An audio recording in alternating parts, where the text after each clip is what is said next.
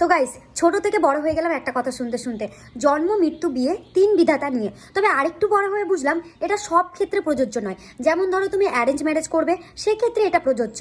মানে বাড়ি থেকে তোমার বিয়ে ঠিক করলো আর তোমাকে বলবে, দেখ মা, আমরা বিয়ে ঠিক করার কে, সব ওপরবেলা আগে থেকেই ঠিক করে রেখেছে। বিধাতা যেখানে চাই, বিধাতার লেখা কেউ খণ্ডাতে পারবে না। বিধাতা তোর ঠিক করে রেখেছিল বলে তোর এখানে বিয়ে হচ্ছে। আমরা তো শুধুমাত্র উপলক্ষ, আমাদের এখানে কোনো হাত নেই মা। তুই এখানে বিয়ে কর, ওপরবেলার ইচ্ছেতেই কর, ওপরবেলা চাই বলেই তোর এখানে বিয়ে হচ্ছে। বিধাতা আগে থেকেই সব কিছু ঠিক করে রাখে। এবার সেম প্রসেস, সেম জিনিসটা যদি ঘুরে আমাদের দিকে চলে আসলো, মানে লাভ ম্যারেজ, ও বাবা, তখন আর বিয়ে করবো। বিয়ে তো কিচ্ছু লিখেনি, এটা তো লিখেই নি যে আমার এর সাথে বিয়ে হবে। বিধাতা কে? বিধাতা ঘুমিয়ে পড়েছে। বিধাতার কোনো কাজ নেই আর। তখন বলবে লাভ ম্যারেজ তো নিজেরা যেখানে পছন্দ করবে সেখানে। আজকালকার ছেলে মেয়ে বাবা, আমাদের পছন্দ মতো মেয়েকে বিয়ে করবে, আমাদের পছন্দ মতো ছেলেকে বিয়ে করবে, ওরা যেখানে ঠিক করবে সেখানেই হবে। কেন গো? বলছি তখন বিধাতা কাজ করে না?